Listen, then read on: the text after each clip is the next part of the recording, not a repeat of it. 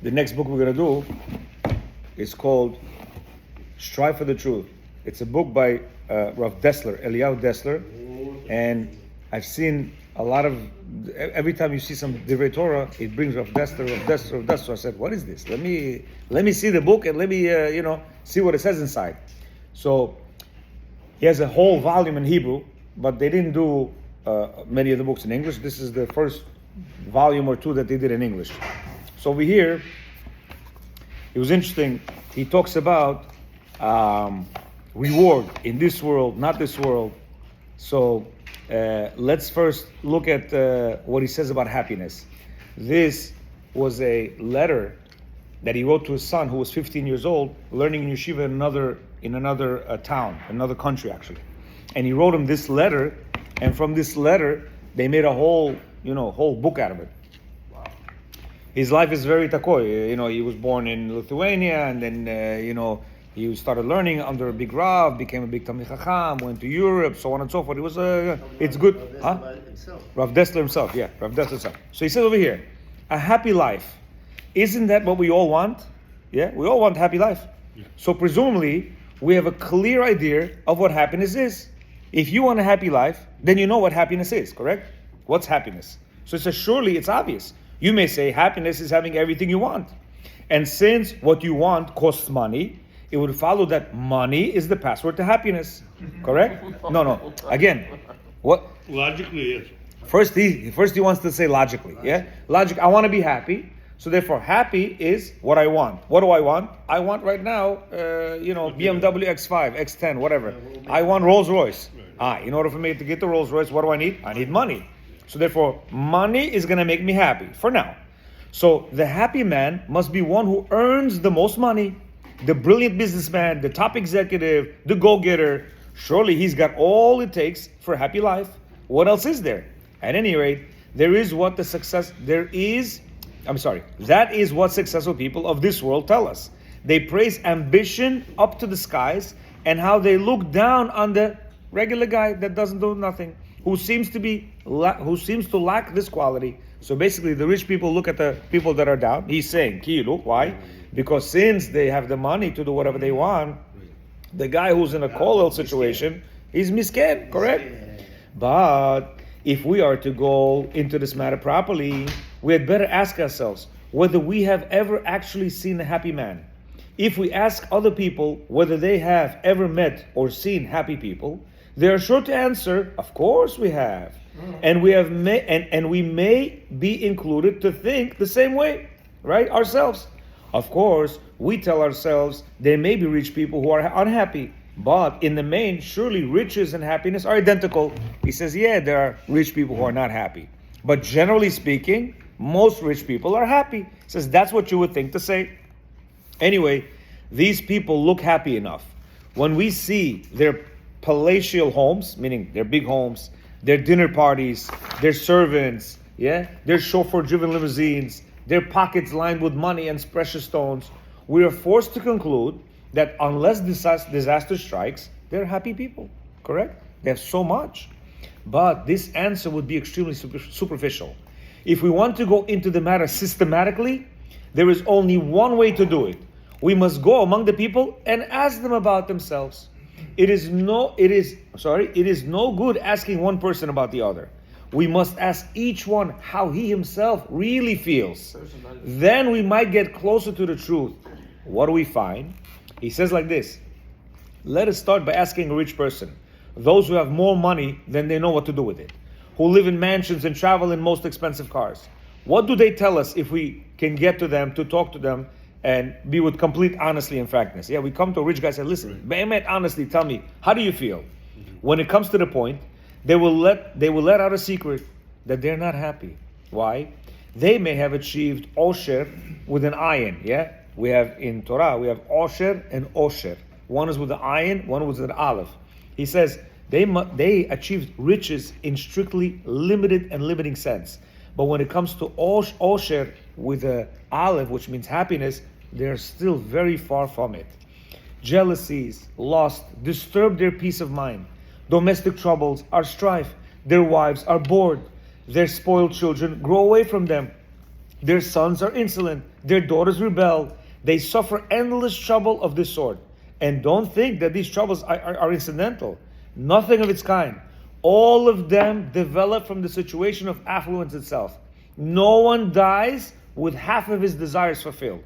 He says, many rich people have problems with their kids, with their wives, with their this, with their that. He goes, and that's not an accident. He says it's the measure of what they are. Meaning when you're rich, automatically these type of things are going to follow you. And he says one more thing. He quotes, he says, no one dies with half his desires fulfilled. Which means half of the desires that you want, you cannot fulfill them. Meaning a person. So he says, dissatisfaction and frustration are the lot of even the richest person.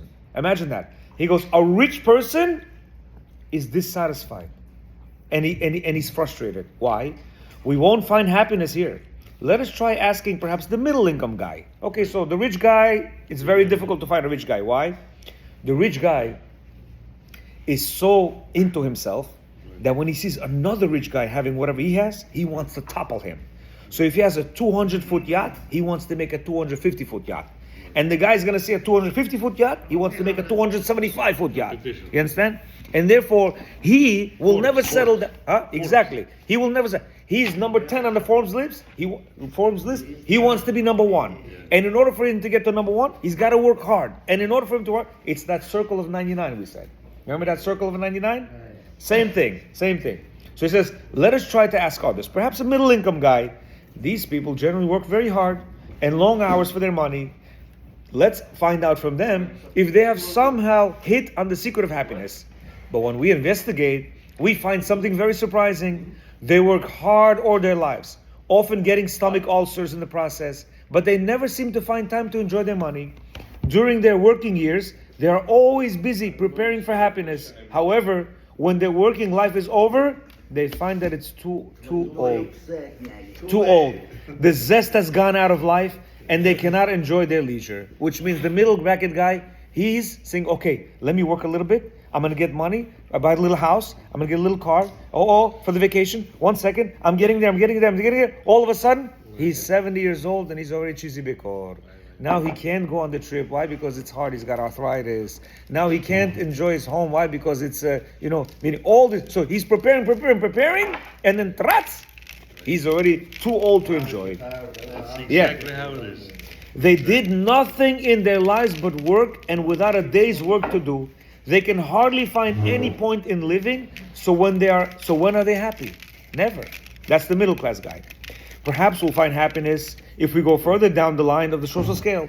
Let's ask the workers.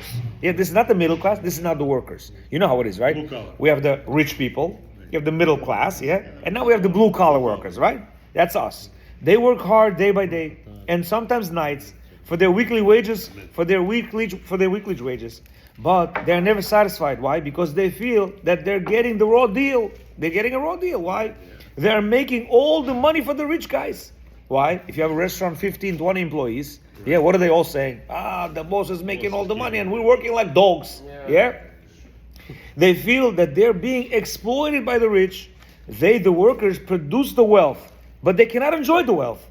Others rob them of their fruits of their labors. Is this happiness? Surely not.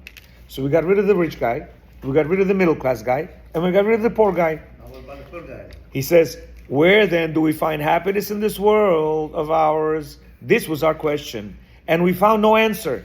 It seems we can hear only one echo resounding from all the worlds, from all the world. A happy life? Question mark. There is no such thing. There is no such thing, he says. This would seem to be an established conclusion, confirmed and reconfirmed, whichever way you look at it. No such thing as happiness. What about the remedy? But when we have to ask, why should God have created such a great and wonderful world so that everybody in it, everybody without exception, should live in misery? Yeah? And anguish? Says, how could it be that Hashem would create such a beautiful world? Yeah? Mountains, waters, beautiful places, in order for a person to suffer. This cannot be this case. This cannot be the case, he says. There must be a way out. There must be some way of repairing this terrible misfortune which has fallen the whole of mankind. We must search for the remedy. We must find the key to happiness. We can be sure that Hashem, the source of all goodness, must have provided the world with a way of happiness. It is only up to us to find it. But before we can find the remedy, we shall have to diagnose the disease. Meaning, what is this epidemic disease of the world proportions that robs us of all this happiness? Meaning, he wants to say happiness is there, but there's a disease that robs us of this happiness. And what is it? He says our sages of the Torah have already told us the answer. He says it is stated clearly in the Mishnah. It says jealousy, jealousy, lust, status seeking, remove man from this world. Listen, jealousy, lust, and status seeking. Remove man from this world. The world, as God made it, is a happy one. Yeah? It is we who have removed ourselves from the world of happiness to the world of suffering by means of these three evil desires. So we only have to run away from jealousy, lust, and prestige. That is, to banish them from our hearts in order to transform the world into one brimming with happiness from end to end. He says, you know how you're going to be happy? Get rid of jealousy, get rid of status, get rid of, this whole lust. Yeah? Because why? A person desires to be with a woman, desires to eat good, desires a car, desires nice clothes, desires for other people to look at him in a certain way, desires everything that he desires. He has to work for it. And therefore, if he doesn't get that, he's now miserable, right? Because if I can't get the clothes for me to wear nice, to look good, so that other people can say, oh, you see Avram? Louis Vuitton. He's got Rolex now. If somebody don't have any of this, I love it. He's going to be a very happy man. You ask me right now. He's going to be a very happy man. That's what the happiness is? Very happy man. But let's see, 1 second. He says these three things, take the happiness away. But 1 second. And you know what? He's 100% right. Give me 1 second. 1 second. We're on a video. Let's just end this. Then we're recording. He says, then we find that we shall not only have Osher with an Aleph, but we shall also have Osher, riches too. The sages say, who is rich? He who rejoices in his portion. They do not say who is also rich. No. They do not say who's very rich. They don't say that. It says, they simply say, he is rich, period. The fact is that one who is satisfied with his portion in life, whatever it may be, is not only happy, he's also rich. In material terms, he may have millions in the bank, but he's not rich, he's poor. A person can be a billionaire, but he's poor. You know why? Because he's not happy. And therefore, if you're not happy, you're zero. He says, what does being poor mean? It means not having what you need. Being poor means not having what you need. Correct? Your ambitions. 1 second. No. Meaning, a person who does not have food, what he needs, is a poor man. Yeah? A person who does not have a woman, which he needs, is a poor man. A person who does not have a skyscraper, he says, I need it, is a poor man. Right. So a man who's always looking for something that he doesn't have, no matter how much money he has, he's a poor man. If a person wants and needs something that he does not have, he's poor. However much he may have in the bank, we shall find, in fact, that the so-called rich man is much more worse off than the poor man. Why? Because his ambitions and needs are greater. Absolutely. Yeah. He says, the poor man's needs are easily satisfied, but the rich man's needs, desires, and prestige seeking are never gratified. They can never be gratified because satisfying one need only leads to the next need, and then to the next need ad infinitum. Meaning, when a person has certain needs, he wants more. Once he got this, okay, I need this. Once I got that, okay, now I need this. So therefore, it never ends. Exactly. Hungry eyes. If we look at each of them as he sees himself, not as the poor man views the rich, we shall see that they are both very badly off. Meaning, if each individual looks at himself, the poor man looks at himself and the rich man looks at himself, they're exactly the same. It's just that they have different numbers in the bank account. He says, they both live miserable and frustrated lives. Both, if anything, it is the rich man who is the worse off than the poor man. But the one who has conquered his lust, who makes do with minimum and is happy with his lot, the one who needs nothing that he does not have, he is the rich man. Why? No one else in the world is rich but he. Because he has what he needs. Meaning a person who says, I got my little coffee and a bagel, I'm good. Yeah, I live in an apartment. Beautiful. I'm driving a Yugo. It's okay. Whatever it is. You're talking about material things right now. But the material things are what makes you not happy. There's some disease also. So let's leave the disease. Relatives could be sick. Let's leave the disease aside. Okay, We're talking about yes. no. We're talking about normal people who don't have disease, who have children. Everything's fine, but yet they're not happy. There's many people like that. So we're not talking about material and, things and, here. and let me tell you something. He says the material things are what make us not happy. Why? Because of my desire to acquire these material things, I'm not happy. Why? Because I need to go get it. Exactly. And then when I have it, I have an apartment here, I need an apartment in Miami. I have an apartment in Miami, I need an apartment in Israel. I need to California. Meaning it never stops. I have a Hyundai, I want a Mercedes. I got a Mercedes, I need what's next higher up. Maybach. That's what he's saying. Maybach. Maybach is Mercedes also. Same car. Maybach company. Right. Yeah. Beautiful. Yes. Absolutely. That's exactly how it works. You know, there is a certain dentist man I know still, right? You know what he said to me? What's his name? If I win the lottery, I'm going to be the most happy man. I'm not going to work. I'm going to sit and learn. When I asked him, I said, how many hours are you going to learn? He said, what do you mean? There's hours of learning? He goes, no, I'm going to come pray. And 20 minutes, half an hour, I'm going to learn. Yeah. I said, so why don't you do that now? What do you need to do with the lottery for? What he doesn't understand is when he wins the lottery, he cannot have $20 million in the bank, because if the bank goes bankrupt, guess what? He only gets $500,000. If he's together with his wife, if he's alone, $250,000. You understand? So now he has to invest. So what is he doing? Now he has to invest here and he has to invest here, and they tell him, I got investment here. And now he's thinking, since I'm investing, I gotta invest more money, right? And then all of a sudden it goes on and goes. Don't shake your head, doctor. I'm not talking about you, but don't shake your head. Even though you're also a dentist. No. But that's something you call dentistry. I'm pretty much tired of this. The moment somebody opened the mouth, I'm like, okay. I'm not ready. 1 second. Let's finish this. So he says. Your patient opened the mouth, you out too? So he says like this. So it's like this. I'd So rather be here. So 1 second. So he goes. So who's rich is the person who has whatever he needs. And he's down to earth. He's whatever he needs. Why don't you say peace of mind? But that is peace of mind. Yes. Exactly. But peace of mind. Yeah, but What's happiness? what is peace of mind? So look what he says. So who is this man? Well, you're Let us take a close look at him.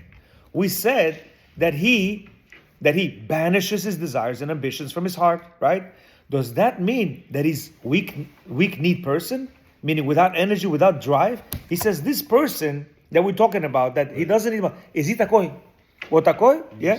Meaning, is that what we call life? Is he an old man with no goals, no desires, with no energy at all? Could this be what we mean by a happy life? He says, no, certainly not. Nothing could be further from the truth. So what does this mean? There is no happiness in the world, in material things.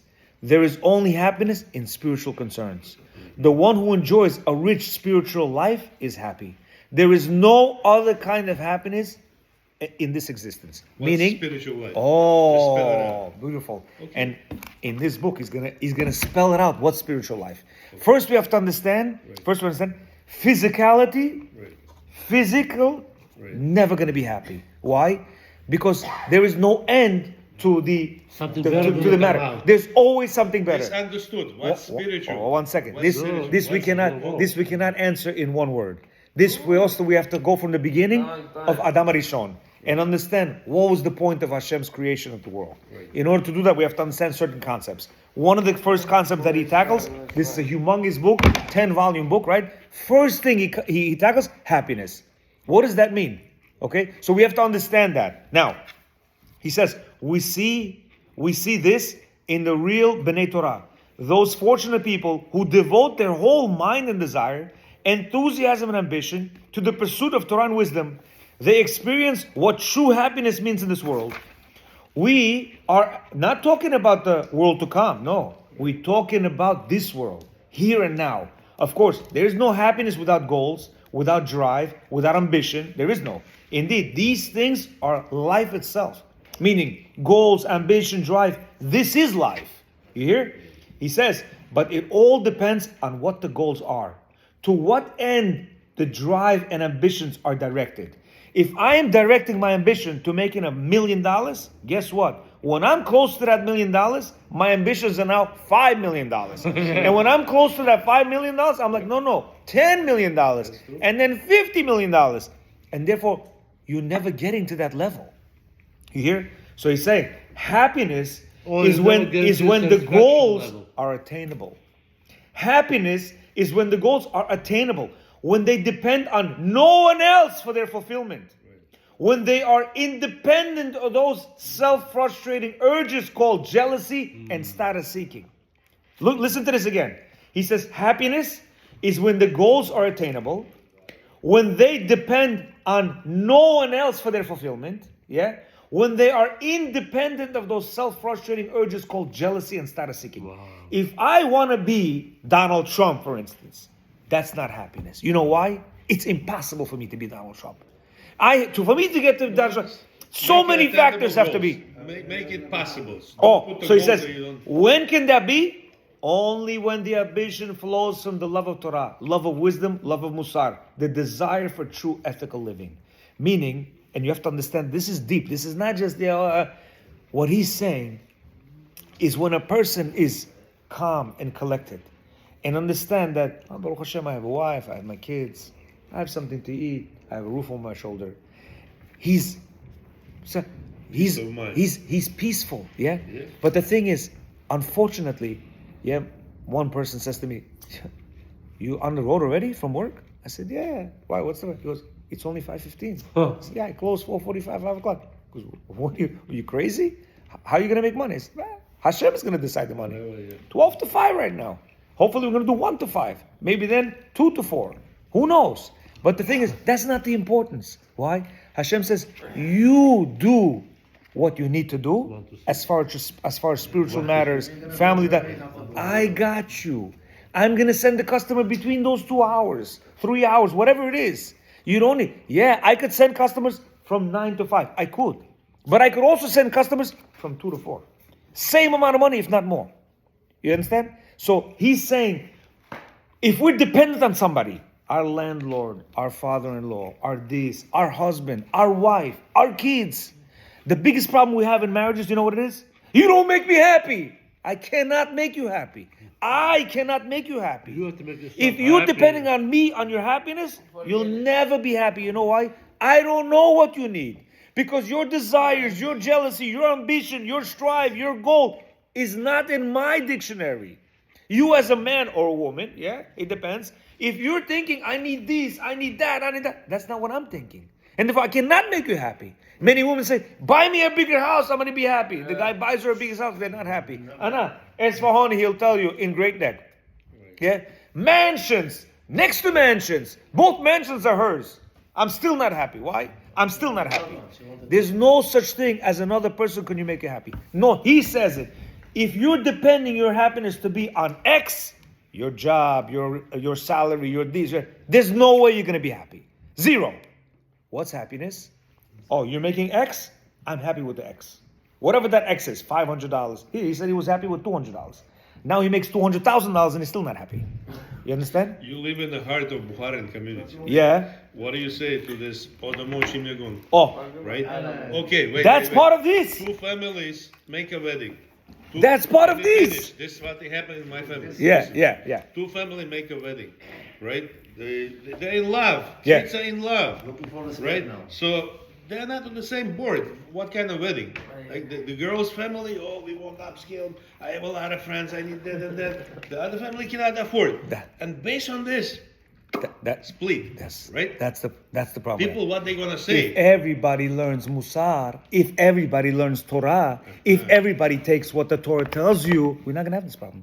And Baruch Hashem, that's why when you see people from the religious communities, right? Hasidim, this, that, they all have one track. Simple. Hello, all this food, Simple. shtiyot, Simple. little chicken, schnitzel, Yeah. little That's what eta, we need also. little bit water. Zeu, they're dancing. They think why? Because we're creating a holy family.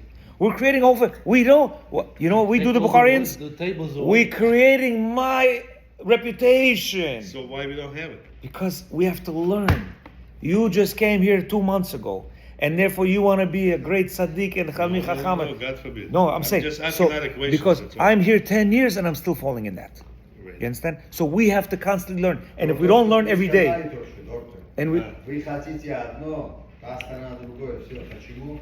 Потому что никак у хасидов, как у сирийцев нету лидера. Yeah. Все, как все ништяк, я сейчас вопрос решу тут. Ну, у нас есть Конец одно, чем могу. 1 second, we finish. We've last. Одно. Guys, last paragraph. So this kind of ambition, guys, this kind of ambition can be realized by ourselves alone. The more energy, the more drive we put into attaining these goals, the happier we shall be. We shall be happy ones of this world. This is the meaning of the Mishnah. You hear what it says? This is the way of the Torah. You will eat bread. Yeah, the Mishnah says you will eat bread with salt, drink water by measures, and make the floor your bed, and labor in Torah. That is, if you are ready to do all this because your tremendous enthusiasm for Torah. If all these things that the world holds dear means nothing to you, because the only thing that matters to you is the progress in Torah, then happy are you in this world. You are the happy one in this world, and no one else. This is the Torah truth about happiness. He's saying when you put all the shtuyot aside, yeah, all this money and this, you need it. A little bit, food, cover the, yeah, you need that. But that's not your main goal. Your main goal should be Torah and to cling to Hashem. Once you cling to Hashem, that's it. You don't need anything else. Oh, what about the? I don't need this fancy wedding. I don't need the fancy clothes. I don't need the car. I don't need. You know, Rav Ovadia Yosef, at the end of his life, was a multi-millionaire. You understand? None of that concerned him.